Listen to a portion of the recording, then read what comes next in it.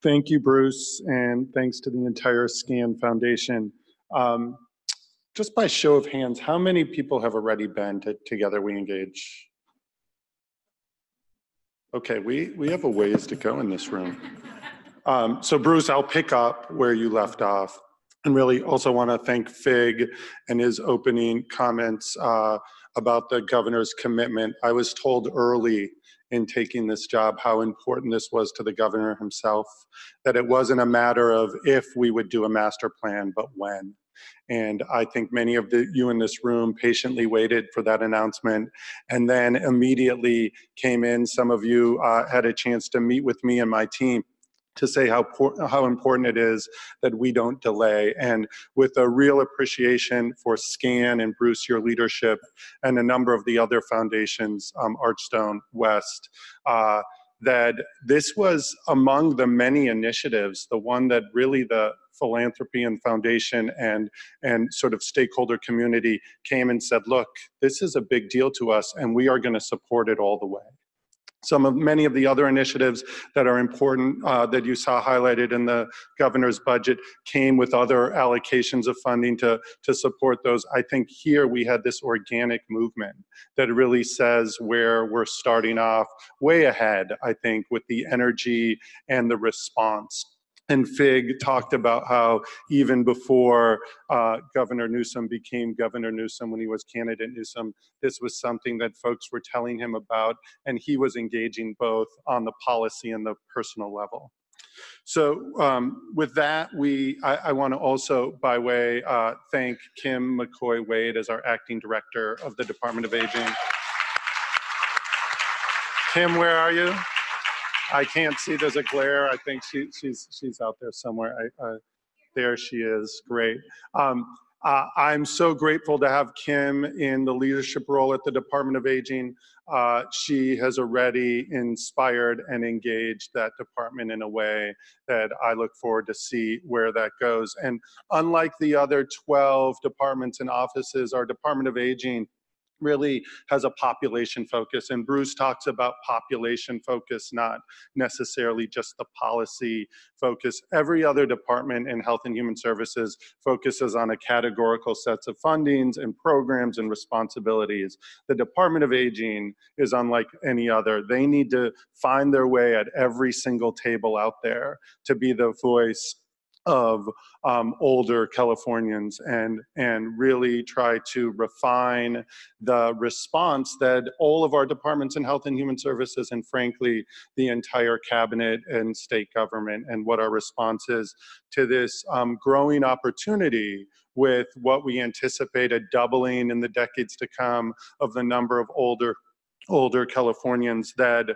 make up our population, and both the responsibility to provide loving, meaningful care and support, but also how do we garner that opportunity both on the workforce, the mentoring side, a number of other areas where the contributions of older Californians are really just waiting to happen and grow.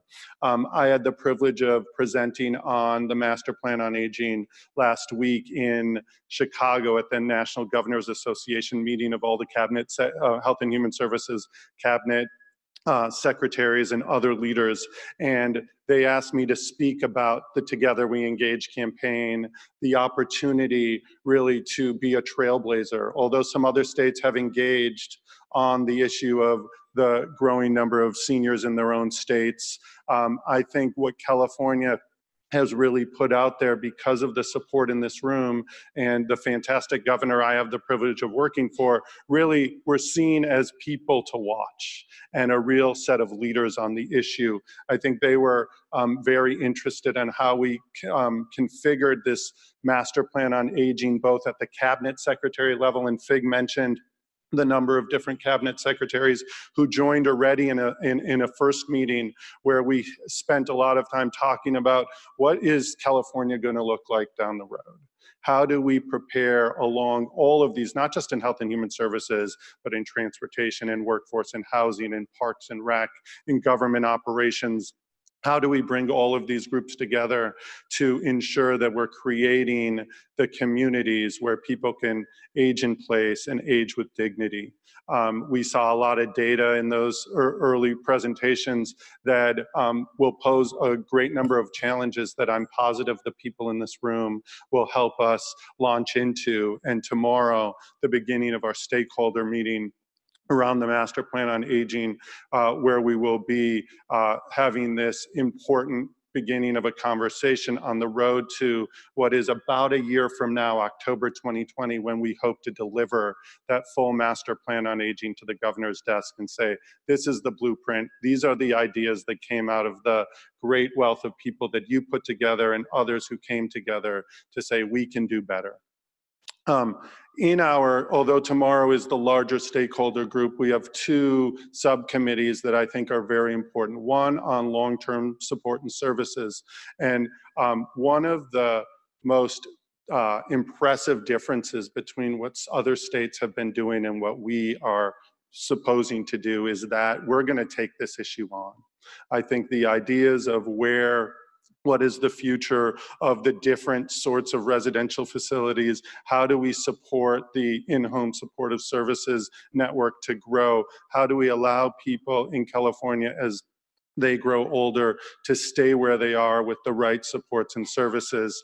It's not a surprise to many of you, as California grows in its number of older Californians, we actually shrink a bit in the number of younger Californians to be that workforce to support folks. So we do have this, we find ourselves in a bit of a predicament, not unlike other states, but something that we can't just wait to watch it happen, but we have to plan ahead.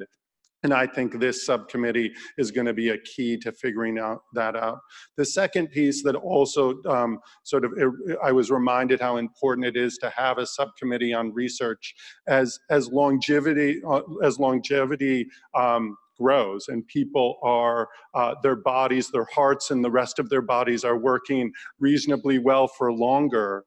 We have a long way to go on the science of the brain. And this Alzheimer's task force, as well as our research task force as part of the master plan on aging, I think is really going to need to step up and propose how California becomes a national leader in this space in a way that I know that we have the powers at our universities and within our philanthropic and stakeholder community to bring to bear a great deal of progress, but hopefully this research subcommittee will help us deliver on that in a way that it impacts what we see in October 2020. I want to end quickly just by picking up where Fig left off. We have a governor who really doesn't see the bounds of a department, an agency, a single policy tool. He sees people and populations. And as a physician who often walks into rooms, I had the privilege of working in foster care in Los Angeles County and in San Francisco before as a pediatrician. And I would see kids who were living with relatives or in out-of-home placement. And so many of their caregivers were there with themselves disabilities or clearly aging. And I do worry in this regard that California is really all of California. And the connectivity from young to older is deep and real. And the solutions that come out of this master plan on aging are going to literally trickle down and impact all generations of Californians, all of our communities. And so whatever angle you have on the issue, I think the need to plan well, plan thoughtfully, and plan with dignity for those who are aging in our state, not just for their sake and their family's sake, but for all of California, I think is key. And working for a governor who keeps that front of mind is a real privilege. And I look forward to the work that we'll be doing together starting tomorrow and engaging over the months to come. So thank you.